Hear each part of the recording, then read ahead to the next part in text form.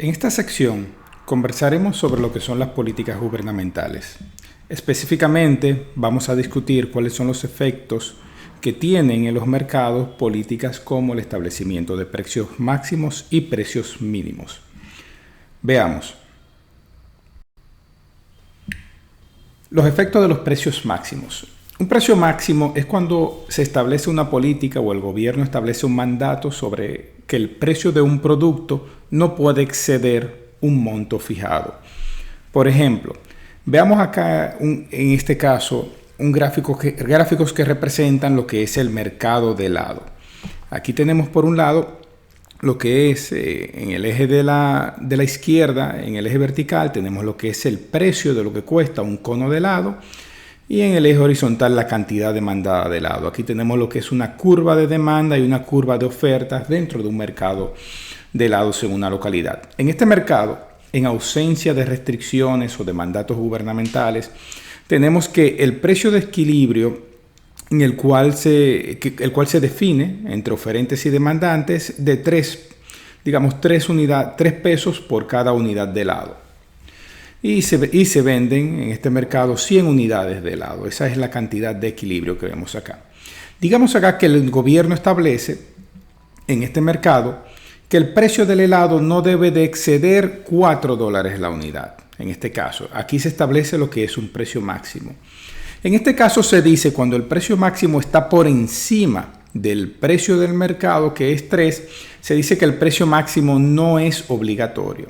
No es obligatorio porque no se va a cumplir.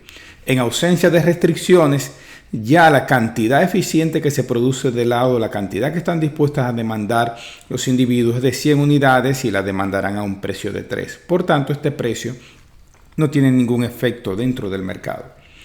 Por el lado contrario, si el precio máximo se establece por debajo del precio del mercado, como es el caso que estamos observando en la gráfica número 2 de al lado, podemos ver que en este caso se establece un precio máximo de 2. Es decir, supongan que el gobierno dice, porque entiende que el helado es un producto de necesidad en un país que es caluroso, que el helado no se puede vender más allá de $2 la unidad de helado. A ese precio que está por debajo del mercado, ¿qué va a ocurrir?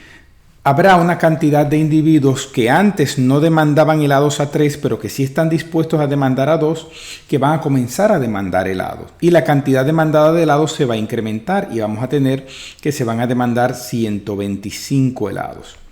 Sin embargo, al precio de 2, no todos los productores o tiendas de helado estarán dispuestos a vender, porque habrán tiendas y habrán productores que quizás no podrán recuperar sus costos a ese precio o no tendrán el mismo incentivo a trabajar y tal vez entienden que podrían dedicarse a otra actividad que les represente mayor rentabilidad y a su tasa de retorno cambia y vamos a tener una oferta menor de helados a ese precio. En ese caso, lo que ocurre es que se produce una escasez. Se produce una escasez por el exceso de demanda que se establece al establecer un precio máximo que es obligatorio o que está por debajo de lo que es el precio del mercado. Usted puede suponer que esto ocurre en una situación similar, digamos por ejemplo en el caso de la República Dominicana. De repente viene una tormenta, se entiende que viene un ciclón y digamos que el gobierno por alguna razón dice, bueno, no se puede abusar de los consumidores ante esta necesidad. Prohibimos que la unidad de plátano se venda por encima de los 10 pesos. ¿Qué va a ocurrir en este caso? La gente va a comenzar a demandar, va a sobredemandar. Si el precio, asumiendo que el precio anterior del plátano era 15 pesos la unidad, por ejemplo, personas van a demandar una mayor cantidad de plátanos y no vamos a ver que el plátano entonces va a escasear. No todas las tiendas van a poder ofrecer, no todos los productores van a poder ofrecer plátanos a ese precio y la sobredemanda hace que se produzca una escasez. Es algo muy, muy común que quizás pudiésemos asociar para el caso nuestro. Bien, las políticas de control o establecimientos de precios pueden tener distintos efectos si las evaluamos dentro del corto, el mediano o el largo plazo. Es decir, los efectos que pueden producir como la escasez, por ejemplo, como el caso anterior que estábamos viendo, cuando se establece un precio máximo por debajo del precio del mercado, ese efecto no es fijo, sino que puede agravarse a medida que ocurre el tiempo. Piense, por ejemplo, en la política de control de alquileres. Muy común en muchos países. Se establecen legislaciones donde los alquileres en ciertas localidades no pueden subir de un precio determinado. Digamos que estamos viendo un mercado de alquiler. Digamos que estamos, por ejemplo, el caso de la ciudad de Manhattan, en Nueva York. Uno puede asumir que en el corto plazo la oferta de alquileres es fija o es totalmente inelástica, es vertical. Es decir, si existe una cantidad de unidades habitacionales para alquiler, esa cantidad no varía de manera significativa en periodos cortos de tiempo, ¿no? La construcción de unidades para alquiler toma tiempo. Entonces uno puede asumir que la oferta es perfectamente inelástica o es muy vertical, al menos en el corto plazo. La demanda puede tener cierta inelasticidad en el sentido de que los aumentos de precio de alquiler, la gente como siempre va a tener necesidad donde vivir, no es que inmediatamente va a dejar de buscar apartamentos para alquilar, pero uno puede asumir perfectamente que la demanda tiene una pendiente negativa. En este caso, donde a mayor precio los alquileres se van a colocar menos o habrá menos demanda en ese sentido. Digamos que se establece un precio de alquiler por debajo del precio del mercado, que es esta línea roja que está acá, o se intenta controlar el alquiler. Y ese precio de alquiler se establece por debajo. ¿Qué va a ocurrir? En este caso, como el precio está por debajo de lo que es el mercado, se va a producir un exceso de demanda. En este caso, usted puede imaginar que, por ejemplo, si estamos pensando en la ciudad de Manhattan, personas que viven fuera de esa ciudad de Manhattan, en otros vecindarios de la ciudad de Nueva York, podrán decir ahora que el precio de alquiler es mucho menor que el del mercado, yo podría tener un incentivo de trasladarme a esa ciudad y buscar apartamentos allá. Entonces se va a producir una escasez. Eso es el efecto inmediato. Ahora bien, en el largo plazo, ¿qué va a ocurrir?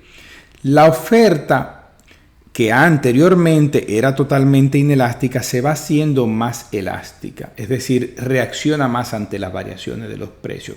¿Qué va a ocurrir? Usted puede asumir que como hay un control de precios, no hay muchos incentivos a construir más soluciones habitacionales para alquiler y se va a reducir la producción de soluciones habitacionales para alquiler. Es decir, habrá una caída de la oferta al mantenerse el precio fijo. No solamente habrá una caída de la oferta en el sentido de que no se construirán más o desaparecerán unidades. Podrían desaparecer unidades donde, por ejemplo, edificios que antes se utilizaban para alquiler, quizás los propietarios en un momento determinado decidan utilizarlos para alquiler de oficina.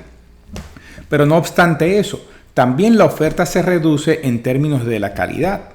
¿Por qué? Porque anteriormente el edificio que se utilizaba para alquiler, como tiene menos rentabilidad el propietario de ese edificio, él va a tener mucho menos incentivo en reinvertir en ese edificio para atraer nuevos clientes. Y vamos a ver cómo esos edificios comienzan a deteriorarse, pasa mucho tiempo en dársele mantenimiento, en hacer reparaciones y se van tornando un tanto viejos y obsoletos, ¿no? Entonces se reduce también en calidad. Esto hace que la oferta se vuelva más elástica, es decir, que reaccione más al precio, y con el precio fijo lo que ocurre es, al ser más elástica, es que la escasez aumenta mucho más, es decir, aumenta inicialmente por el efecto de la demanda, de que más personas van a ir a buscar propiedades para alquilar porque el precio es más bajo que lo que anteriormente estaba establecido por el mercado. Pero ahora, como habrá una reducción en el mediano o largo plazo, como habrá una reducción de la oferta, esa escasez se hará mucho mayor. Y en este caso, esa política se va agravando con el tiempo, particularmente. O sea, en el sentido general, las políticas de control de precios se establecen a veces con buenas intenciones, con la intención de proveer viviendas asequibles, de que personas puedan, por ejemplo, pagar una vivienda o poder tener algún lugar donde vivir. Pero en el mediano y largo plazo, el problema de estas políticas es que reducen la oferta y dificultan que personas de bajos recursos puedan vivir más dignamente. Estas eran políticas muy utilizadas. Yo ponía el caso, ahorita mencionaba la ciudad de Manhattan.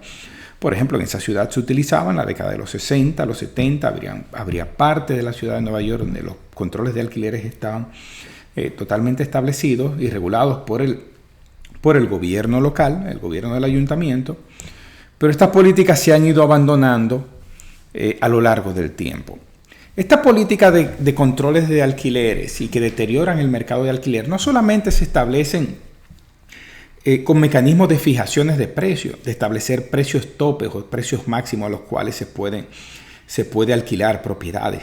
También estas políticas de controles tienen estos efectos y eso se manifiestan de otras formas. Por ejemplo, el gobierno no solamente puede ser control de precios, el gobierno también puede regular o establecer controles sobre la cantidad de depósitos mínimos que se pagan en la propiedad.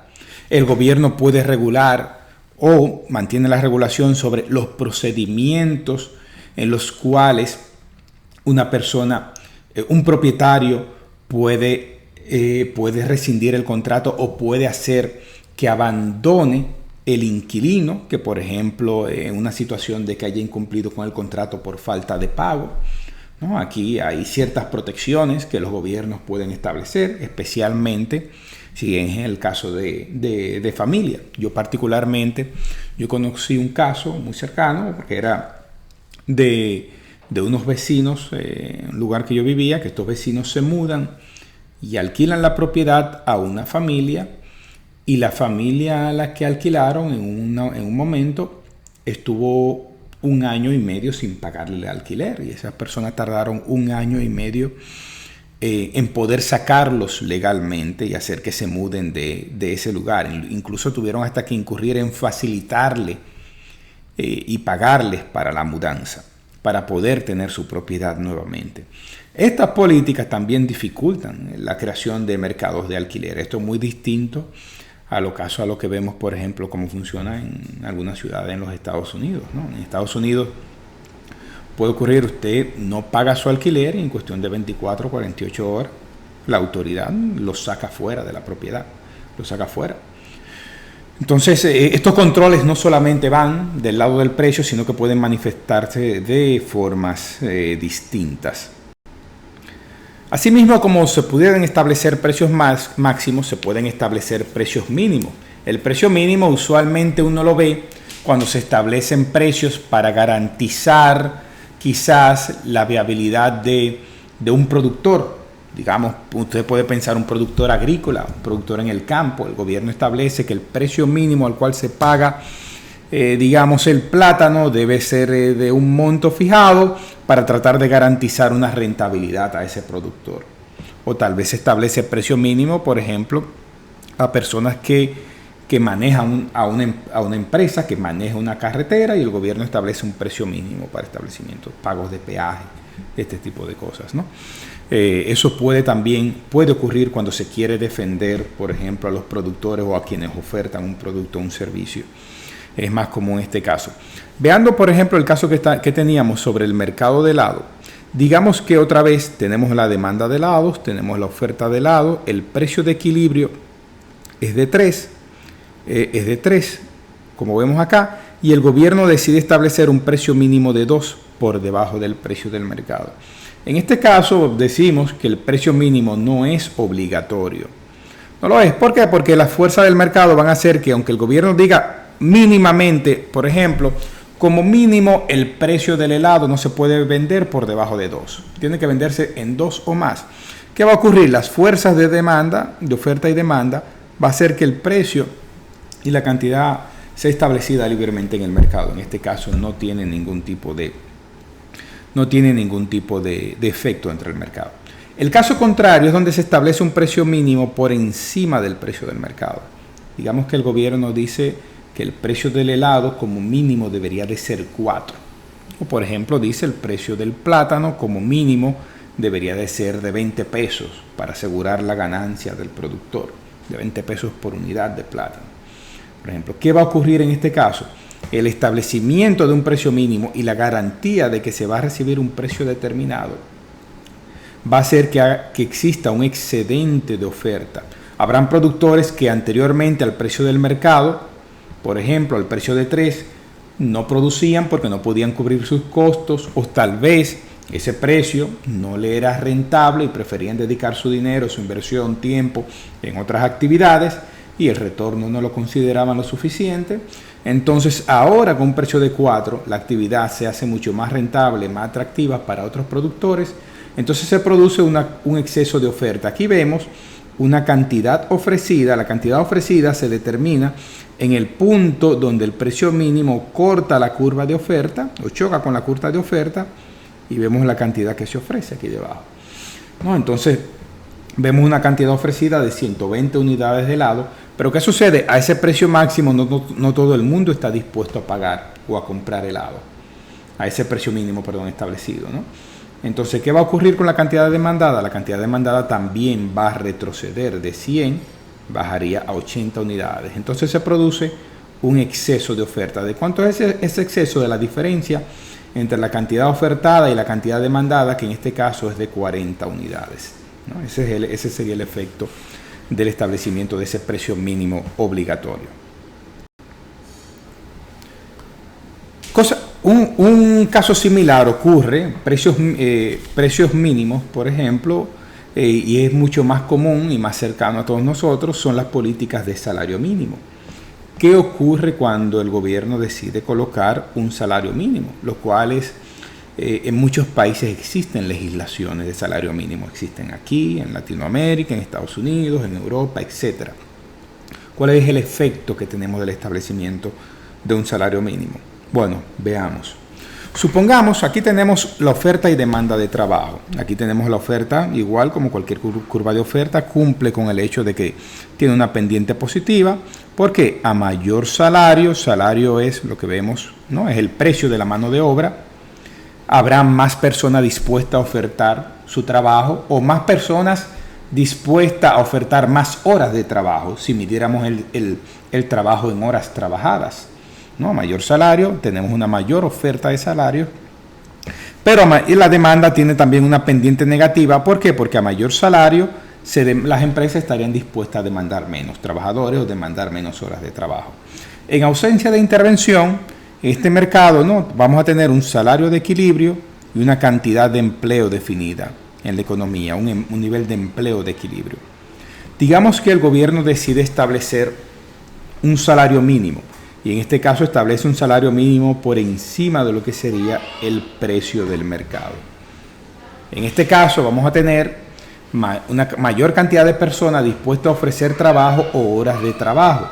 La cantidad ofrecida va a superar lo que es la cantidad demandada. Tendremos empresas demandando menos salarios porque tal vez a ese nuevo salario mínimo no pueden contratar todos los trabajadores que deciden. En este caso se produce lo que se llama un excedente de mano de obra o un desempleo. Básicamente lo que estamos viendo es el establecimiento de un salario mínimo. El efecto que tiene recurrente e inmediato es de producir desempleo. Esto se puede manifestar de diferentes formas. Por ejemplo, puede darse el caso que una empresa no solamente no decida contratar, puede darse el caso que una empresa decida despedir y quedarse con menos trabajadores. Por ejemplo, a los trabajadores con lo que resta le carga la cantidad de trabajo del trabajador que despide, lo redistribuye e incluso pudiese aumentarle un poco más la compensación, ya que le va a cargar más trabajo, bueno, y de forma tal que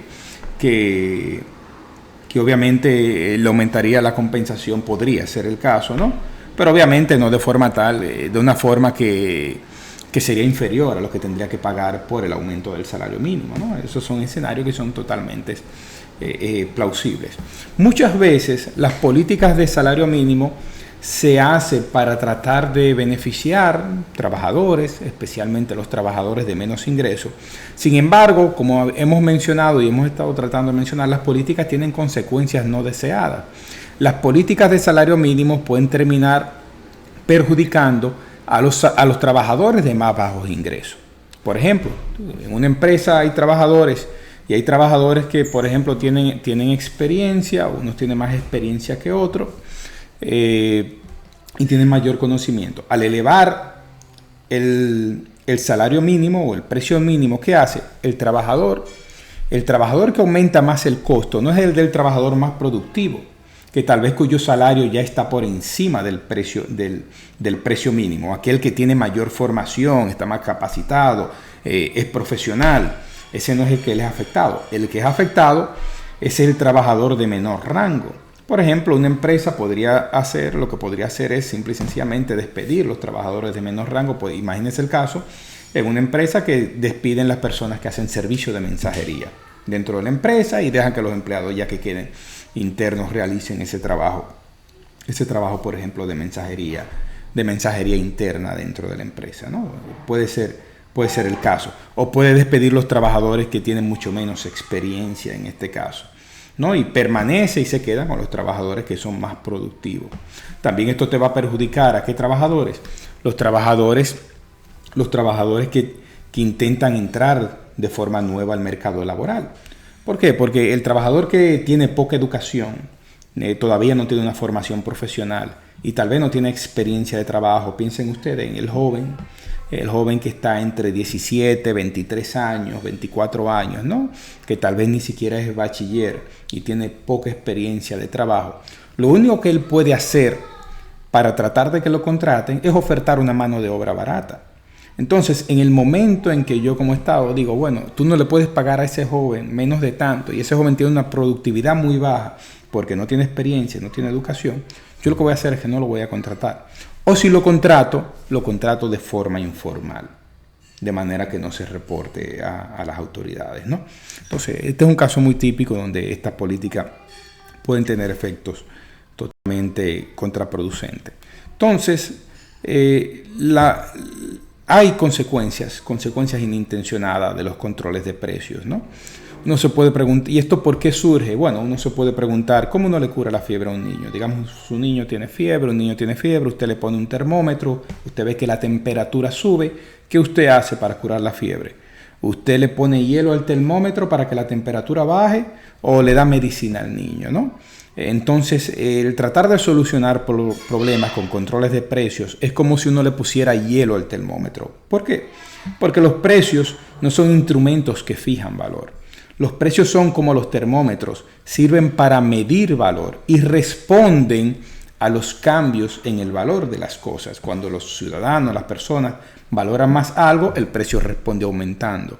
Cuando dejan de valorar algo, el precio responde bajando. Entonces, el control de precios falla por dos razones. Lo primero es que legislar el precio no determina el valor. Eso no cambia cómo la gente sigue valorando las cosas. El hecho de que el gobierno establezca que el precio mínimo a pagar o el precio máximo a pagar por un bien o servicio es tanto, ¿no? Eso no va a cambiar cómo las personas lo valoren. Y la legislación de precios evitan que los mismos precios indiquen el valor de la cosa, interrumpen ese mecanismo que sirven de transmisión de información dentro de la sociedad, ¿no? Entonces, los precios, todos los bienes son escasos y los recursos con los que estos se producen también son escasos, y una de las consecuencias que tiene el establecimiento de manipular los precios es que los recursos escasos son racionalizados. La pregunta que uno debe hacerse como economista, como analista, es cuál es el mecanismo al cual se va a racionalizar. ¿Quién será excluido dentro del proceso? Por ejemplo, digamos que se establecen topes máximos en la tasa de interés. Digamos que, por ejemplo, en el caso de la República Dominicana, está establecido por normativa que el máximo de las tasas de interés para tarjeta de crédito debe ser un 60%. Bueno, ese tope máximo, ¿qué va a ocurrir si se establece un tope máximo? Bueno, la racionalización se va a producir por riesgo. Los bancos ofrecerán el producto, darán préstamos, crédito, tarjeta de crédito a aquellos clientes cuyo riesgo le compense ese tope máximo de tasa de interés, y va a excluir a las personas de riesgos altos. ¿Quiénes son las personas que generalmente presentan más riesgo? Las personas de bajos ingresos, las personas que no tienen un trabajo estable, no trabajan en grandes compañías, las empresas pequeñas, las empresas que comienzan todavía, ¿no? Como startup que recién entran al mercado, ¿no? Son de alto riesgo y quedarán excluidas. Digamos que se establece un tope máximo en la matriculación de estudiantes y se dice, bueno, no se puede tener una mayor cantidad de estudiantes por plantel educativo, universitario, de escuela. ¿Qué va a quedar excluido? Bueno, si se establece, por ejemplo, ese máximo en los colegios privados, serán excluidos los estudiantes menos talentosos, menos recursos, serán excluidos en las instituciones en algunas instituciones los salarios mínimos. Si se establece un salario mínimo, los trabajadores con menos habilidad, con menos experiencia, son aquellos que serán menos incluidos. Bien, una pregunta para discusión es, ¿no? Las políticas tienen consecuencias, hay que pensar sobre ellas. Les recomiendo ver algunos de los videos que tenemos dentro de la presentación, los cuales son más interesantes y siguen abundando sobre estos aspectos. Muchas gracias.